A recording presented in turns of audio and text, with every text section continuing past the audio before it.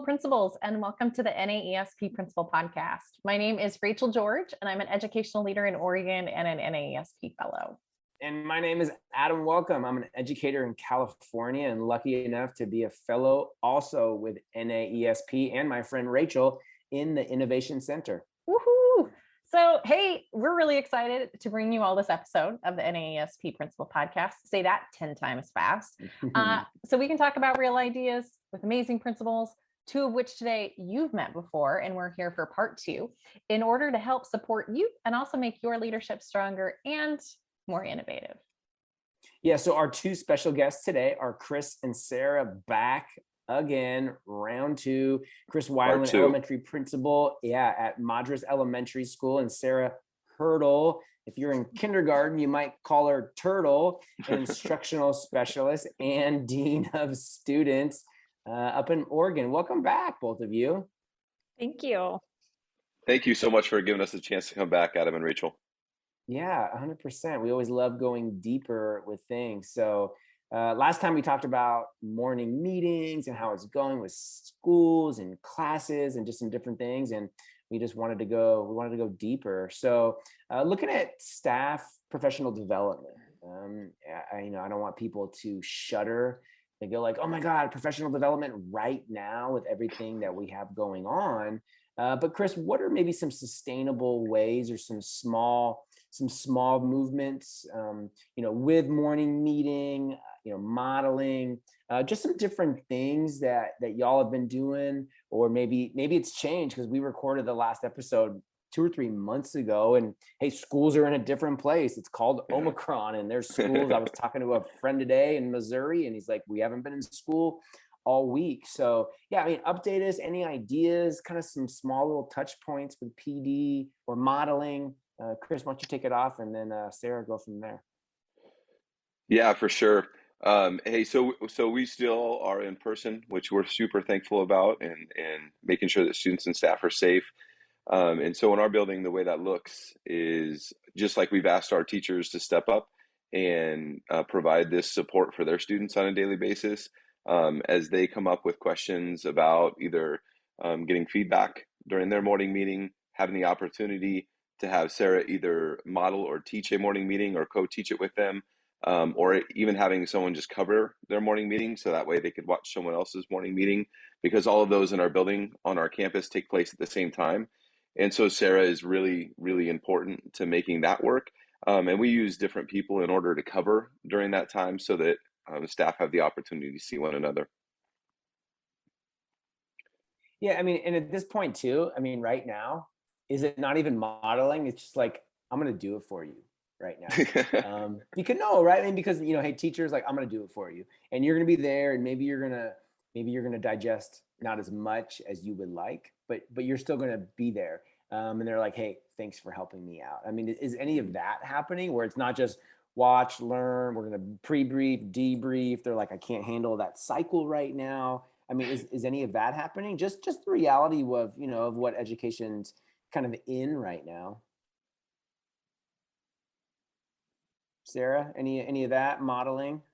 Well, last week I had the opportunity, we had our monthly assembly, and our character trait was perseverance. And I had the opportunity to go into a second grade classroom and run a morning meeting on the topic of perseverance. And for this particular teacher, she's doing great and does morning meeting every day, but I just saw the opportunity to go in and run one for her and let her have a few extra minutes to work with some other kids and also just listen. So we do that once in a while. It's usually me going in and saying, hey, why don't you let me run your meeting this morning? Awesome. I think that modeling is always really helpful and seeing it in action. So I'm curious, from like a supervision standpoint, you always have folks at either end of the road, right? Yellow line, white line, they're all over, right? But you want them all going in the same direction, right? To Mount Hood or to wherever that might be your destination. So how do you determine the loose, the tight? How much are you going to let people kind of put their own spin and variation on it? Because I think that that's a really important piece to talk about as a staff and also identify as a leader for any initiative. So what are your thoughts, and what have you come up with in regards to morning meetings? Yeah, I think the first part that's tight is that it happens. It's 30 minutes and that no student is removed from morning meeting, and that every single student, whoever they are, in our school has the opportunity to participate in their morning meeting. I also think it's really important that when we talk about the different pieces of morning meeting, whether that's the greeting, sharing, group activity, morning message, usually those four things all come out in some way during a morning meeting, but the order of that is really up to the teacher.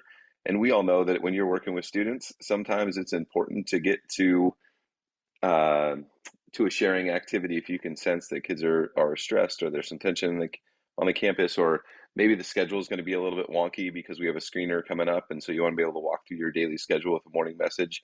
And so the important part, the tight part, is it happens, it's 30 minutes and every kid is present. The order and what that looks like for a teacher is really a lot more flexible and adaptable. And I think that one of the pieces that I'm learning from Sarah and learning from the colleagues on our campus is it truly it's become a place where they can kind of try instructional strategies that are more collaborative in nature, and it's a way for them to try in a really low stakes, low pressure place, so that they can try that later when they're working on it in ELA or math, um, or during some reading time. So Yeah. I have three questions. It's three questions in one. Have you, or could you? That's kind of like the pre to these questions. Have you or could you done like a whole school meeting, and maybe not as an assembly right now with getting too many people together, but like over the intercom or you over Zoom? Have you or could you modeled for parents to do like family meetings? Because I'm thinking about that. I mean, like there's a lot happening in families. How much of it translates over, or skills can you teach parents? I know as a former principal, I was always trying to put ideas home to help that home to school relationship. And then the third question: could you done modeling via video? Like Sarah, have you videoed yourself, in your office, how to talk, how to react, little sentence stems, for teachers as a way for professional development, but also for parents, because we know being a parent and then being a teacher and being able to talk to kids is just different than teachers. So three questions, kind of a lot. Sarah, take a stab. Well, I think we hit last time one of the pieces that we did add in when we were doing CDL last year or online learning was our staff still did do morning meetings, so the parents were able to see and our teachers did still do all four pieces, even though it was over the computer. So the parents did get to see that. I think absolutely that you could do a whole school family night. I mean, right now it is hard to bring families into schools. And so that would be one way to get that community involvement and family involvement. So I think absolutely you could do that. I have not recorded myself. Most of my modeling has been going into classrooms. When I was a classroom teacher, I recorded my class doing a morning meeting and me leading the morning meeting with my class, and we showed that as part of our professional development. man, I love the question about having like a whole school like morning meeting. We were doing virtual. We've been doing virtual assemblies, and it's really tough for kindergartners and first graders. And so, as I think about that, I think about doing a morning meeting, especially with like third, fourth, and fifth graders, where you kind of have like a main facilitator, and then you have their teacher in their classroom. Maybe working on those strategies as well. But I think that would be a super powerful next step, Yeah, for our or by camp grade level or by or by grade level. department. Or I know when I was a teacher, I loved doing buddies. I taught third, fourth, and fifth, and I had a kindergarten buddy class. That might be a good way too, just kind of thinking out loud, like, hey, we're gonna do morning meetings with your buddy class as a way to like build that peer mentoring relationship. And then maybe if the younger buddy had a problem, they could get the older buddy because they're trained in the same thing. Mhm. Sarah, I'm giving you some really great work to do that you can implement at the school. No, I mean, just different ways that might help, kind of continue the initiative and continue the work, which I know is hard to do year after year. Yeah, no, I'm taking some notes. Thank you. So something I would love to add is that this isn't just for elementary schools. You know, as a middle school principal, this was something that we had. We were actually able to do that at the grade level and then school wide. So I think the more relationships and connections you can make is fantastic. I think love the buddy idea. That's applicable throughout, but I think as many opportunities to build those close knit connections, it's going to be a game changer and a winner for you. So thinking to like the grade level, when we had grade level issues that came up in 6th, 7th, or 8th grade, we would pull the entire group together. But Lord knows we better not just pull them together when there's an issue. We better make sure that we have that consistent relationship connection already fostered. And then I can just like black and white remember this so well. We have like bomb threat after bomb threat after bomb threat at the middle school that I was at during the first couple months. Like insane, right? Like you don't make this up. It's enough for a book, and I probably should put it in an upcoming book. But it was completely solved through a school-wide meeting. Like, let's have a conversation about this. What's the challenge going on? What's the consequence? How are we going to fix this as a community? What's the impact it has on our community? How are we going to move forward? It was really, really powerful. It actually stopped after that meeting. I might have threatened them a little bit within the parameters that were definitely okay as a school leader, but it was really, really helpful. So if you're a middle school principal and you're listening to this, don't discount this information. It can work for middle school kids. It's highly effective. So I'm thinking about next steps for morning meetings and the work that you're doing at Madras, which is fantastic. What are those next steps that you're looking towards? What are your top two? Yeah, this is good. So I'm going to definitely piggyback off of what Adam just said as far as being able to have those school-wide meetings or those grade level meetings. And I think it's, even before we go to next steps, I think it's also important to know that whether we change curriculums or there's a new leader or we lose a couple of teachers, like I think at this point we've developed critical mass to the point where morning meeting is just kind of part of who we are. And when we talk about believing in the academic and social potential of every one of our students, like this fits the mission and vision of the school, and it's not necessarily contingent upon a program or a person. And so it would be my hope that this would be a support that would continue to be in place for a kid. So I know that's not answering your question right away, Rachel, but when we think about like, will this initiative live on? I would hope that at this point we've given it enough to have legs. And then I think about grade level meetings or school-wide meetings as a way to continue the momentum behind this. Yeah. Sarah, I'm going to toss it to you. If she asked for two, so if you have a good one, because I'm going to steal Adam's, but I'm also trying to think of maybe another way at 3, 4, 5 of embedding Avid, but think about how to say that well. So. Yeah, well, I was going to add also that, Rachel, I absolutely, because if you have that morning meeting every morning, like you're talking about, and you have that classroom community, we do encourage our teachers that if there's an issue at recess or whatever, that is something that we encourage our teachers to have. You can have a meeting anytime throughout your day, and that way then the problem's solved and you're not worrying about it the next morning for morning meeting. And then a next step for some schools, one of the things that we're doing is we also hold our students and our staff accountable with our morning meeting by doing a daily check every morning. So our support staff goes room to room every day after morning meeting, and the students know that we're coming. And outside of every classroom, there's a class roster, and then there's 3 categories where we're checking. And one of them is morning meeting participation, listening to announcements, and then the third is for our intermediate, it's that they did their planner with their class, and for primary, it's that they brought home their take-home folder. And so every day we're going in, and then there's also a box that they can check for a positive check-in by one of our support staff. So that is a really powerful next step, getting teachers bought in and students bought in to participate because they know that check is coming. And something that I am hoping and working with our counselor for a next step for our school and for all schools is that our counselor does come in and teach 1 lesson a month during morning meeting for each classroom.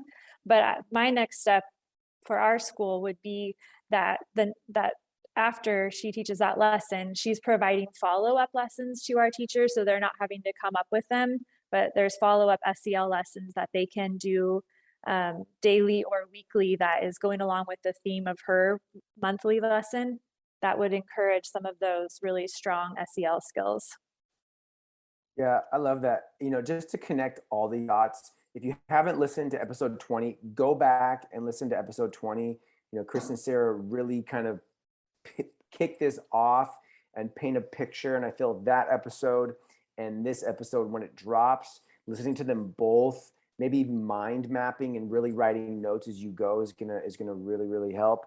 I want to finish this podcast off. Nothing to do with morning meeting. Chris, there's a lot happening right now in schools and education. There's a lot of amazing things, and there's a lot of things that maybe aren't so amazing. And I think a lot of educators, I know a lot of educators, are struggling. What what would you like to say, Chris, to all the educators right now that are getting up every day, that are showing up every day, coming to school when there is so much going on, and maybe the community isn't happy about a policy or a this or a mask or whatever that they can't even control. Chris, what would you like to say to all those educators out there? I had a teacher last week who was really questioning just everything. And what I left her with was your work matters an awful lot, and that when you get to walk into that classroom with the 25 students or so, however many that is, that it matters an awful lot to those kids right there. I would also say that even through all of this, at some point, something that we get to say as educators or something that we do as educators will be part of a story that they tell in the future about school. And so, how we act right now and what we do for our kids is going to be part of their story moving forward. And I think that, especially at the elementary level, when we talk about how deep those relationships are between a teacher and a student, that even during such a time as this, that we have a really amazing opportunity to do work that really matters every day, that's really hard, and that we have the opportunity um, to create stories and memories with our kids that will live on long past our time in the classroom. Yeah, there's so much noise. I think it could be hard to remember Of that the course. work that you're doing is so meaningful. Sarah, any final words for teachers out there that you'd like to put out there? I agree completely with what Chris said, and I would just add that um, to just kind of find your purpose and remember your purpose of why you originally became an educator, and just work on connections with kids. And if you're connecting with kids, then you'll find that purpose and you'll go home feeling like you were successful. And Awesome. if I, yeah, and if I can say just one more thing, sorry. I mean Yeah, that you're good. we talk about the memories with our kids, the things that we're doing with them that matters. The other part is in education that we are a really big team, right? And the school, the campus that you're on, um, that it might be a time to be even more honest and vulnerable with your teammates, with other people on campus about what you need or about what you don't need, um, in order to make sure that we actually are providing the support that actually helps you. And I think that it's okay to lean on team right now and know that for that work to really continue to make a deep impact on students, that depending on our grade level teams or at the middle school level, depending on our department teams, um, that's going to continue to be something that is critical long past this pandemic. But without team and education, it, it's really hard to work in isolation and meet all the needs that we have walking into our school doors and onto our campuses. Agreed. Like if you were working in a silo before, there's even more of a case to break that down than we had prior to the pandemic. So, hey, Chris, before we close up, did you put in a RFP for the national conference? I didn't put in an RFP for the national conference, but I did for this for the state conference, Good. for COSA in Bend. Perfect. Okay, good. And do you have an NAESP article coming out too? I think I heard rumblings with. Yeah, Sarah and I were lucky enough to share about the amazing work of our students and staff at Madras Elementary. And I think it ended up being about 1,100 words, but we were really thankful for the opportunity to kind of put it into written form. And we were able to provide a little bit more detail on support and accountability, and how this kind of also ties into our school-wide system as far as providing regulation breaks, having a sensory room for our students, just as we continue to create a culture around social emotional learning at Madras Elementary. Love it. I always am really excited to see awesome Oregon educators highlight the amazing work they do.